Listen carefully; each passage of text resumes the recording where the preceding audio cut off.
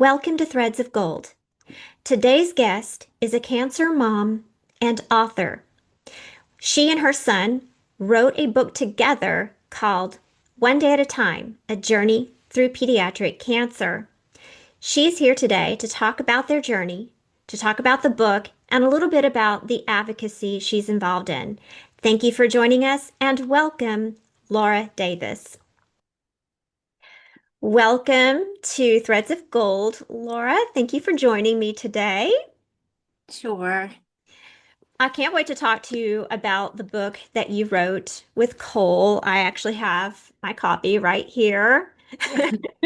Mine too. Yeah, good, good. Well, One Day at a Time, A Journey Through Pediatric Cancer. And this is one of my favorite books. I love the way that it kind of goes back and forth so that we get the perspective of you, the cancer mom, but then we also get the perspective of Cole. And he was only 14 when this journey began. So, I don't want you to give away everything in the book, but if you don't mind just sharing a little bit about that experience, about finding out about his leukemia and what that was like for you and your whole family.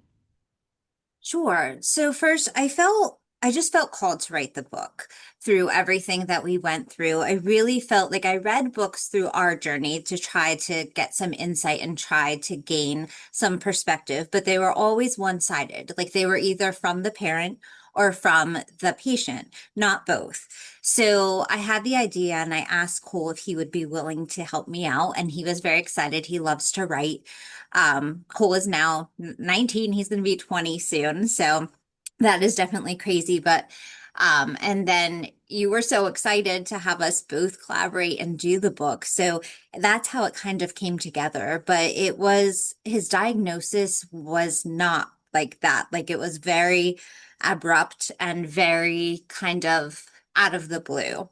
So Cole was healthy, 14 years old, playing football, doing all of the things that he loved. And all of a sudden, he just got these bad headaches and he was tired and had like some lymph nodes pop out on his neck. Took him to the doctors. The doctor said, "We think it's mono. Mono's going around. Like it really, this is how it usually presents," and things like that. So I knew in my mom heart that it wasn't mono, but I didn't know what it was until we got the call. And his white blood count was pretty high, and we were in the PICU for about a week upon diagnosis. But he did his about 3 years of treatment. I'm not going to give everything away in our journey, but how we found out was pretty out of the blue, I Hmm. would Yeah, you're not the first person that has told me that their child was told they had mono or some kind of an infection because, of course, that's what you think when you have a 14-year-old with swollen lymph nodes. You don't automatically go cancer, right? Right. Right. And also, he had Lyme disease in the past. And he's not the first. I don't know if you've heard it before, but I know a couple other patients at our hospital also had a previous Lyme diagnosis. So that kind of, because he was having some leg pain. So we immediately thought, because they said he could have residual leg pain from the Lyme diagnosis. So we thought that, or we thought he's working out too hard in football. So some of the signs that we saw, you don't think cancer, you think mono, you think Lyme, you don't automatically go to worst case scenario. Yeah, of course not. Which is Yeah. one of the many reasons for delayed diagnosis when it comes to kids. And I'm assuming, especially for a young 14-year-old athlete, that you're going to think so many other things. Certainly don't want to think cancer, but as you said, that mom gut of yours kicked in, and you're like, no, we need to figure this out. And you were right. So, do you remember that first moment you heard that word, leukemia? How can you forget that moment? Like you never forget that moment. I remember it so clearly and I detailed it so clearly in the book because it will never go away from me.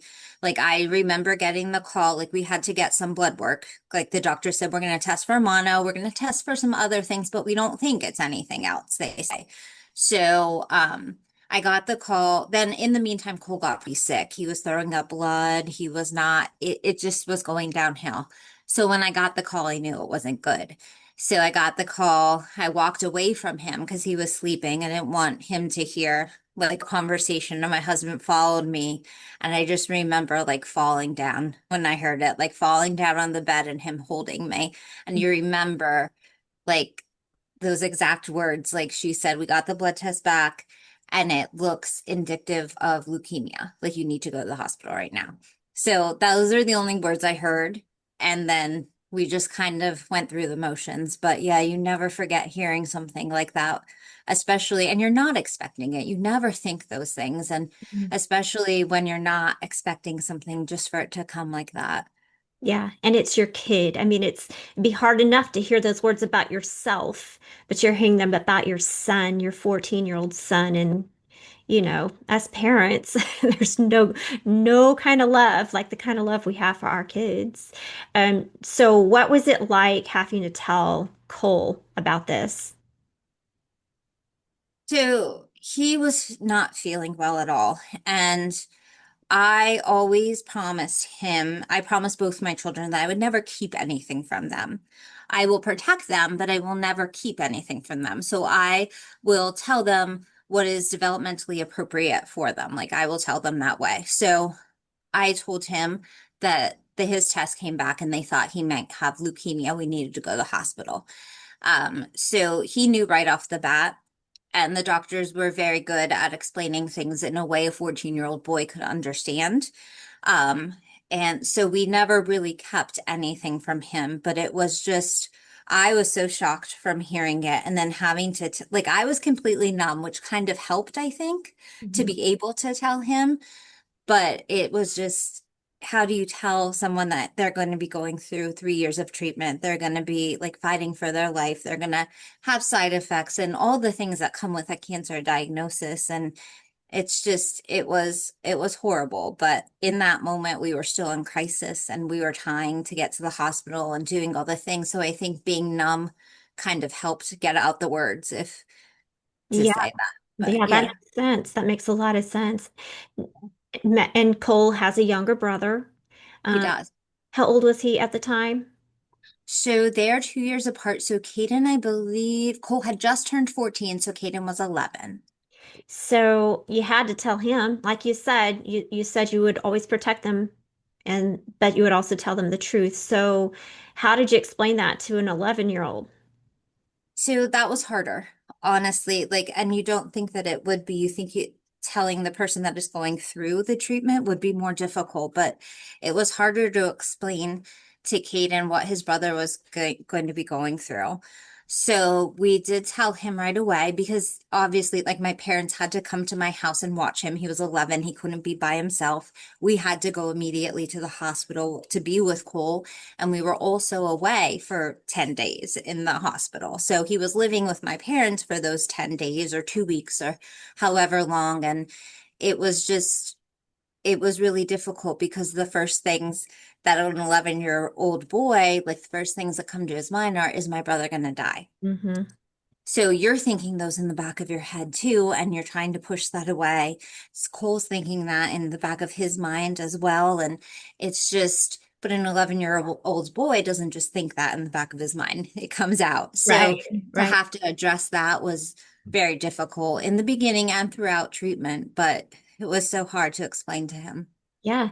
Well, and also you can't answer that question because you don't know. You don't know how this is going to turn out. It's a life-threatening disease and it's scary.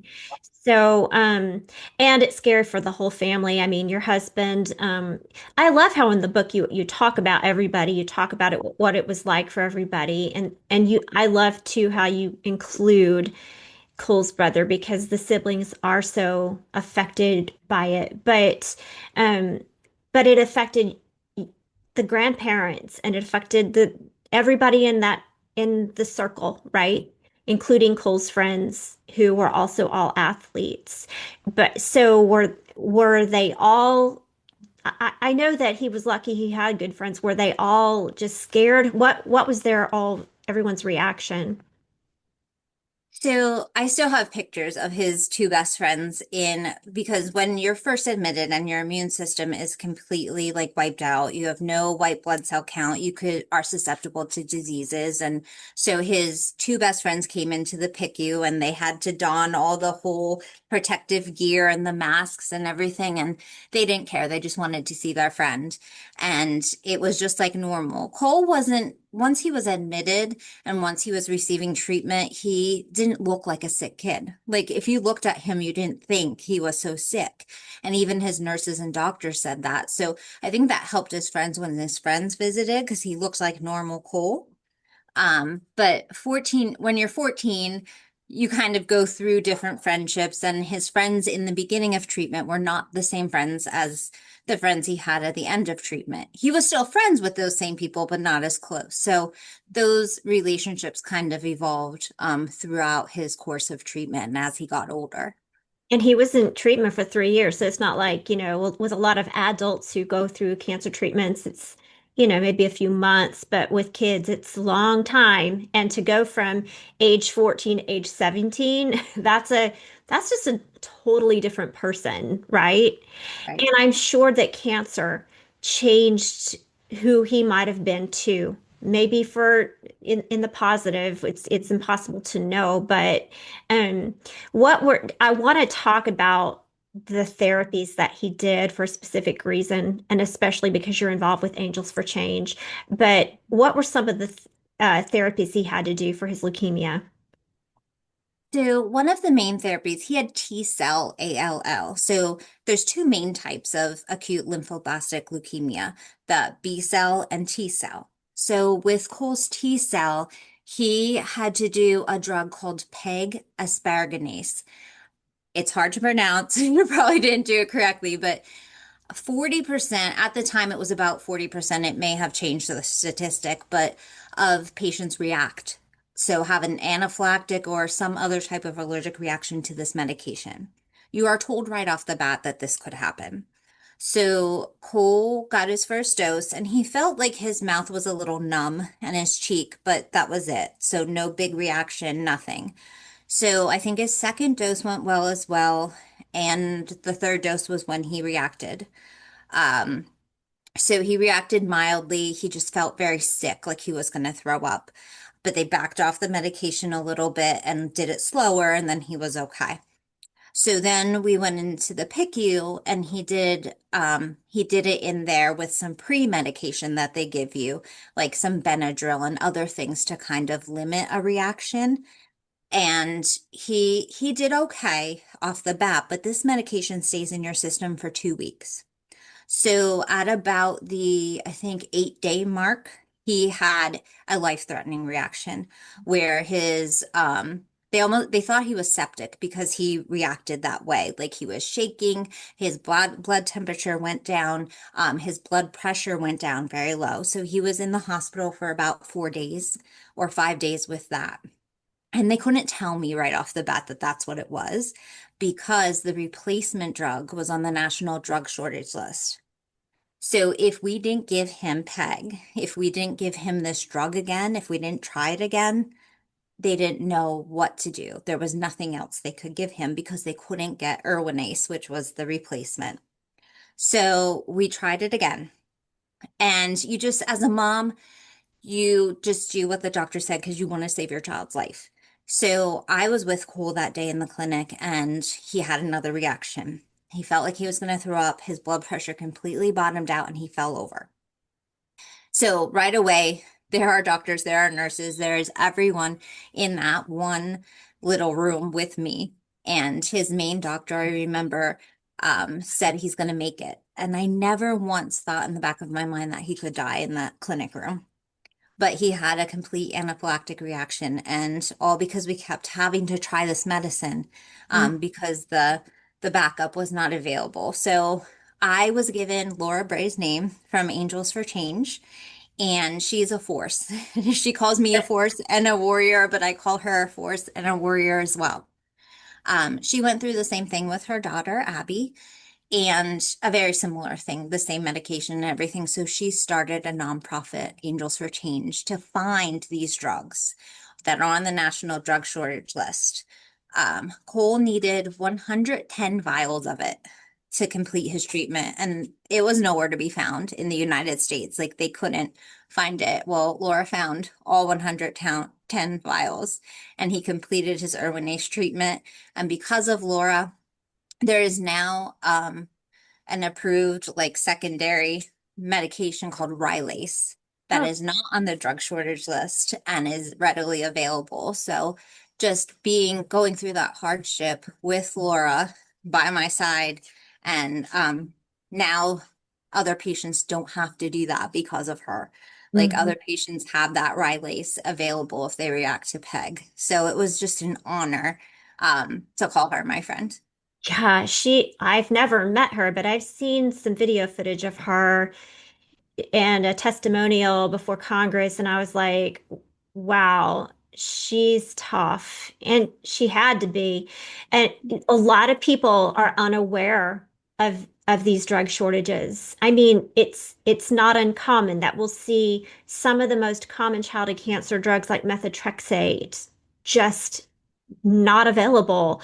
And how scary is that? What are some of the reasons for these drug shortages? So specifically with Erwinaze, it was one lab that was not in the United States. I'll probably misspeak because it's been so long, but I think it was Ireland or England where it was made. It was one of Ireland, England, or Scotland, one of those, the lab that it was made. And the specific process of making this drug took 9 months to make one batch. So if anything went wrong during that process, the batch was discarded.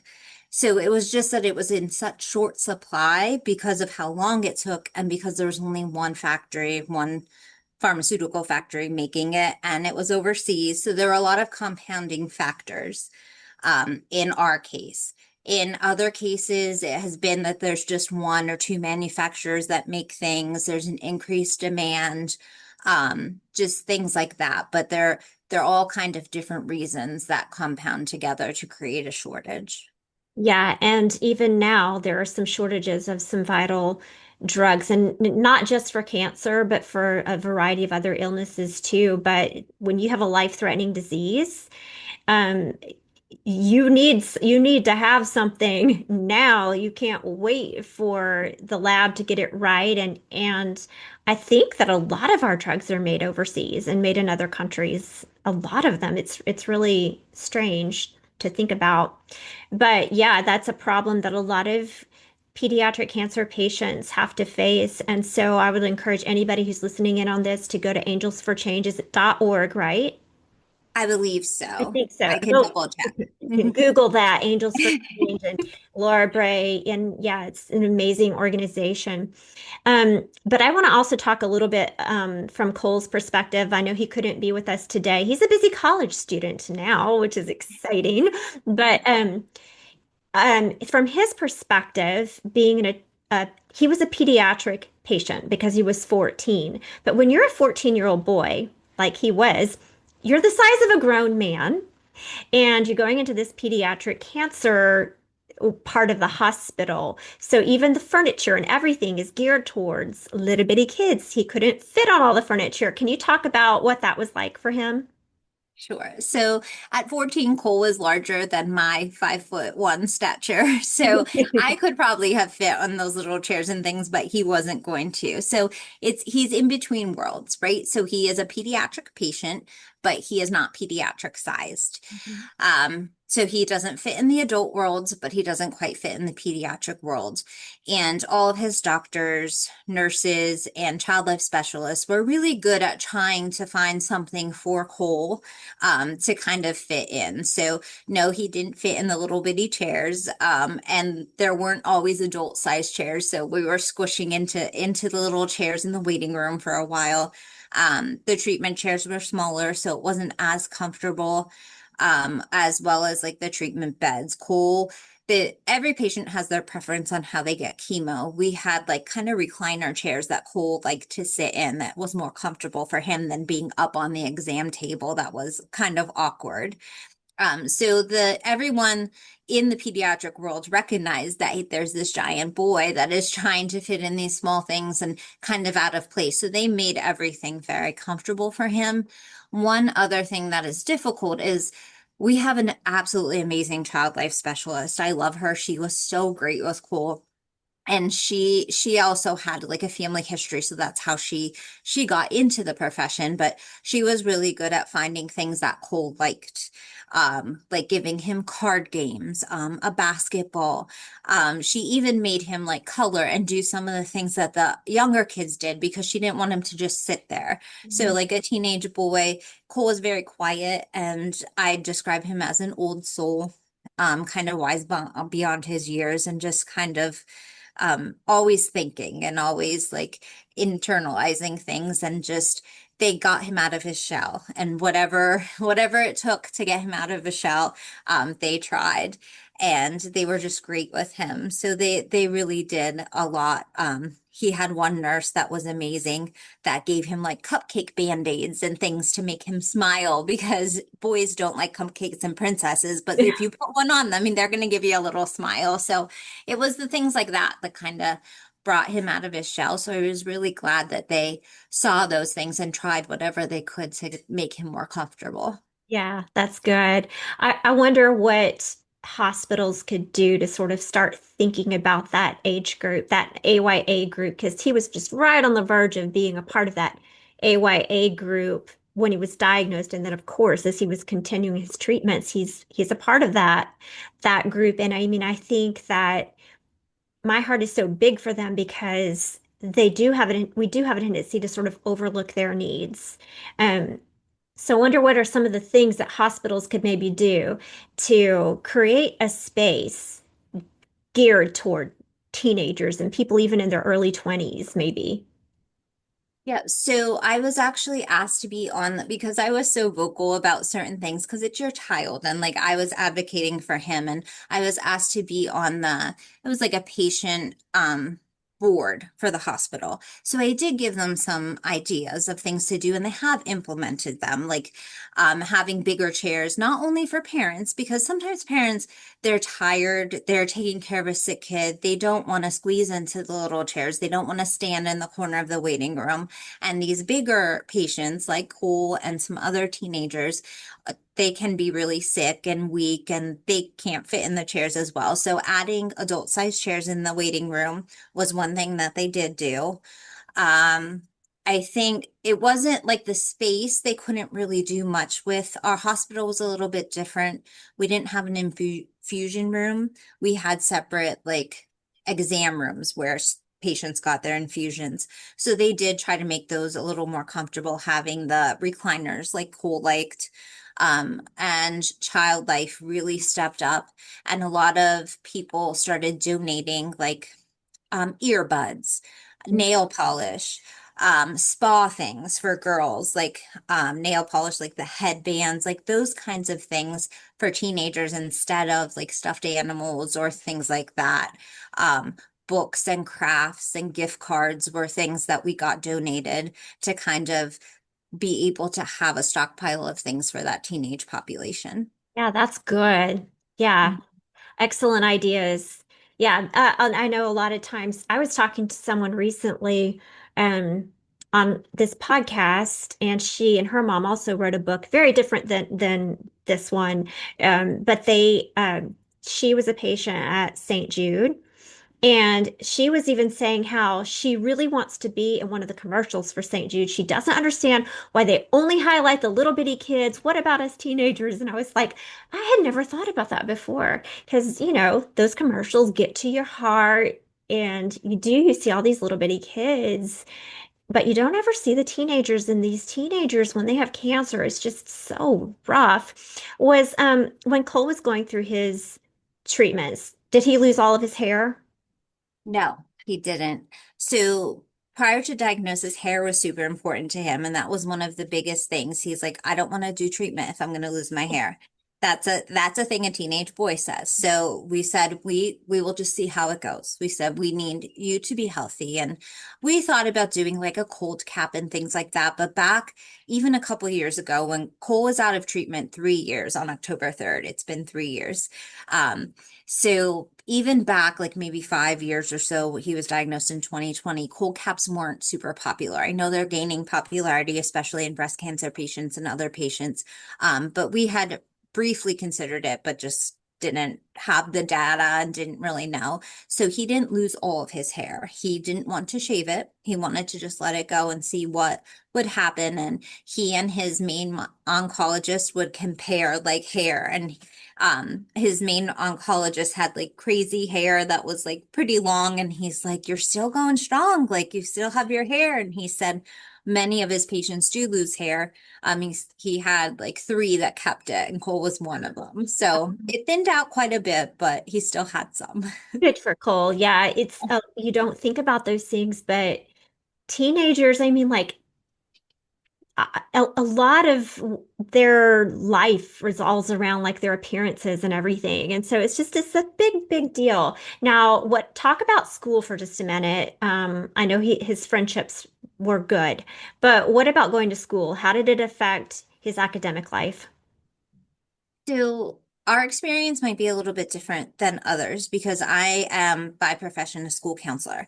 So I did everything that I could to mitigate that and to kind of Cole is super high achieving and he school is important to him. And so I immediately we got into right in the beginning, we got like homebound instruction in place from a teacher who actually had gone through breast cancer previously. So that really helped Cole because she came into the home and she knew what he was going through. So she helped him in his 8th grade year. So when he got into 9th grade, COVID hit. And so a lot of the students were home. So it was like the end of 8th grade and then into 9th grade, all the students were home. But the curriculum that they had, I didn't really care for. So it was kind of put together so that students could do online at home while they were homebound for the COVID pandemic. And it wasn't what Cole needed, and it was kind of difficult. So I met with administrators and we came up with a plan that allowed him to use some community college in place of some of his classes. So he was able to gain community college credit, but also class credit. So that really helped him. And those classes he could work at his own pace. So when he was in treatment and he didn't feel well, he didn't have to like log into the system. They recognized that he would be at the hospital, or if he was hospitalized or things like that, he did it at his own pace. So that really helped. Um, Again, I advocated very strongly for him because I knew what he needed and I knew what was possible. And the school district was behind us and really helped us create a plan for him. And I know that's not always the case with every student, and students do fall behind. So I just encourage parents to ask questions, ask what's available, because sometimes you might not know what works for your child, and the counselors and the teachers and administrators do. So coming up with something all together is really what helped him. Yeah, that's good. So so at what point was he finally able to go back to school on campus? My gosh, it's like running into my mind. So I don't know. I think his 9th grade year, it may have been like the end. I don't even remember how long they were out for COVID. I know the complete like from March to the end of the year of his 8th grade year, he was completely out. So I think it was at some point during his 9th grade year. But again, like they were very good. Like we got a 504 plan, which I do suggest to a lot of families. Ask about a 504 plan that gives your student a lot of protection and accommodations. Smart. Um, yes. Yeah. Yeah. I So think you're the first person that's mentioned that to me, and that seems so important. yes. And sometimes with chemo, there's learning delays, learning disabilities, like all different kinds of things. It's a poison you're putting in your body. So things that happen late onset of different kind of things that happen, the 504 can help and give accommodations for students. So extra time on assignments, just some extra help, one-on-one tutoring, like absence protection. So we had that in his, it was absence protection because he was in treatment. So why penalize him if he's at the doctor's? So I didn't have to hand in a note every single time he was there because they knew his schedule. So just different things that the school could provide to make it a little bit easier. Nice. Um, so again, he was an athlete prior to this. At what stage was he finally able to go back to playing sports? So he missed almost his entire high school career of football, which was because the port. When you're playing a contact sport, you cannot play that with a port in your body. Cole tried so hard. He was trying to think of ways that he could protect the port during football. Like it didn't work for him to do that or to get the port out early. He thought of everything possible, but it worked out that his senior year he was off of treatment. So in a weird turn of events, he ended up having another like life-threatening reaction and ended treatment a little bit earlier than had planned. So he was able to play football his senior year. He did amazing. He was so happy to do that. And he scored, I don't know if it's in the book, so I'm probably spoiling this part, but I don't remember. But he scored his first two touchdowns of his high school career during our pediatric cancer football game. I know, I love that story. That can you talk about that, Gabe? Because I'm always talking to people about different ways that they can raise awareness and funding for pediatric cancer. And y'all had that like they wore the gold socks. One of my all-time favorite pictures we have in one of our newsletters is that photo of him and the other captains walking out onto the field. Just love it. So can you talk about that? Sure. So I'm on the board for a local organization called Think Big Pediatric Cancer Fund. And we do Gold Sock games. Like a lot of the different schools in the area in September, they'll come to us and ask to do a Gold Sock game to fundraise for pediatric cancer. So I wanted to do one for our school. So I asked the coach and he's like, yeah, absolutely. So we did it for, I believe I did it for 2 or 3 years, but the last year I did it, Cole played in it. And that was just amazing to see everybody with gold socks on. And his brother was on the team too. Caden was on the team too. So both of them standing there with their gold socks on. And then when Cole scored the first touchdown, the team almost got penalized because everyone ran to the end zone. They were so happy for him. I And would it have was just cried. it was amazing. It was actually the same month our book came out as well. So, Oh, yeah, a lot happened at once. And I remember during halftime, I was interviewed for one of the local news stations about our book and Cole and everything. And it was so surreal that everything kind of came together in that one night. But it's a wow. great opportunity to raise awareness, can't even get my words out. Raise awareness, raise some money for local cancer families, and just get the word out um, about different things with the gold socks. And then in October, the pink socks, both of them are just equally amazing. So, Yeah. Yeah, no, I mean, there are so many different ways that we can get involved and we just simply need to.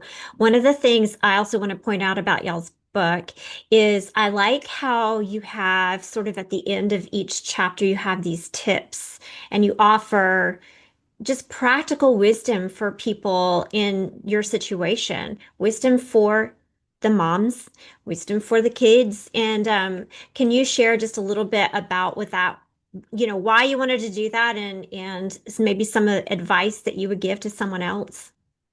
sure. So, one of the biggest things, I don't know if it's my career or just my personality, but I always like to connect people to resources and kind of give them all of the tools that they need to be successful no matter what they're going through. So, that was the reasoning behind putting that in the book. So, some of the things that I went through that Cole and I both went through on our journey, kind of having like people not know what to say to you, like not know how to talk to you, saying the wrong things. So I think I put something in the book about like how to talk to people, what to say, what not to say. Because it seems like such a very simple thing, but if you're not in that world, then you really don't know. And like, I think that that could be helpful. There's resource pages in there, different, I would comb different resources. I was always looking to get like the best tools and the best team behind Cole to help him in any way I can, because it's not just physical. It's not just side effects. It's not just medicine. It's the whole, cancer affects the whole person. It Yeah. affects you physically, it affects you mentally, emotionally. So I wanted to have all of those tools in our tool basket in case we needed them. So I wanted to provide what I found with families as well. So just tips and tricks that I learned through my treatment that I wanted to pass on. Yeah, it's very, very helpful. And you even have, again, we go back to Caden, and you even have some resources available for siblings, which is so important. And I love that it's all in there. Like you share the story, your side, his side, the tips and tricks, and how to find the help that you need for your specific needs. So the last thing I want to ask about is, so I know that Cole has graduated. He's a successful college student now, and it's so exciting. He's been off treatments 3 years. Are there any long-term effects that he has to deal with, or is he doing okay? So thank God there's nothing like glaring that we have. So there definitely was depression and anxiety through treatment a little bit and after treatment, and that is absolutely to be expected. He went through a traumatic event over and over for 3 years. So we mitigate that, and we kind of we have resources in place to help him with those kind of side effects. Um, I don't really see anything else yet. Like his learning, things that you could watch out for are like learning disabilities, learning effects, memory loss. He does have mild like memory loss. He can't remember like certain things, short term and long term, but it's not often. But sometimes I'll be like, oh, you don't remember that. And he'll say no. And that's common. I've heard other patients that experience that as well. Yeah. So, another thing that we watch out for is physical effects. Cole is very active. He plays ice hockey now. He doesn't play football anymore, but he plays ice hockey. He lifts weights. He's in the gym a lot.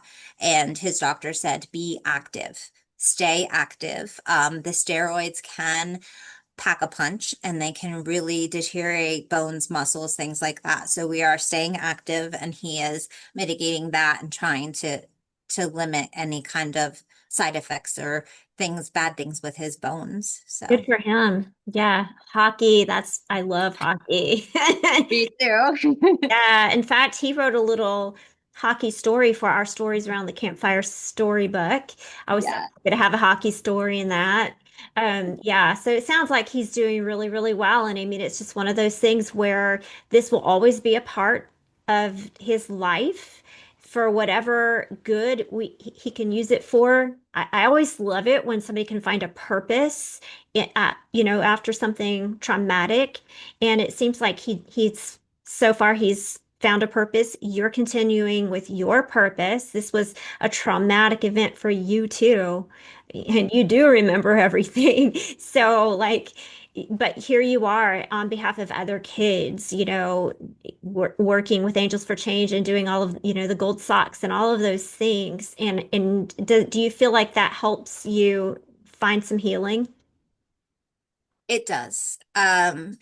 So every time that we find that there's a local child diagnosed, I feel the urge to kind of help. And being on the board of Think Big, that's the local organization that I help. Like it does give me purpose because I didn't need their assistance. Like we didn't need their financial help and what they provide, but I wanted to give back. So I started while Cole was still in treatment. And that really helped me because I was planning events, I was meeting the people, I was raising money for this organization. We were helping others that needed it. So I just thought I can't change what happened.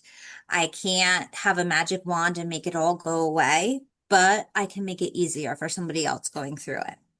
Yeah. So the things that I learned, everything that happened, I use that and kind of move forward and try to make somebody else's journey a little bit easier. Like we went through the drug shortage and Laura was there to help us. And when I hear of someone going through a drug shortage, there were a few patients after Cool that experienced it, immediately I knew where to go. I knew where to take them, and I knew Laura would help them. So sometimes families, like one parent has to quit their job because they need to take their child to these treatments. And when I hear about that, I immediately think big, like because they provide financial resources. So all these things that I'm active in and all these things that I'm aware of, I kind of use to help others, and it helps me in the Yeah. meantime. Yeah, there's a healing effect to helping others. Truly, there is. I just want to encourage anybody who's listening in today, go to our website, bellasterry.com, buy this book. It really is a great book. It's got everything in it. The full story, I think the story is very important, puts a spotlight on being a teenager with cancer, but also what it's like for a cancer mom in this journey. And again, with the tips and all of that. But if you go to bellasterry.com to our bookstore, you can find it one day at a time. Highly recommend it. Thank you so much, Laura. Say hey to Cole, and I look forward to all the great things he does in his future. Thank you so much for having me. Thank you again to Laura Davis for being here today to talk about the book she wrote with her son, Cole, One Day at a Time, A Journey Through Pediatric Cancer. You can buy that book by visiting our website, bellasterry.com. Go to the bookstore and you can find it there. I want to thank Laura for all that she does to raise awareness and funding to bring an end to pediatric cancer. And thank you for joining us today. Have a great day.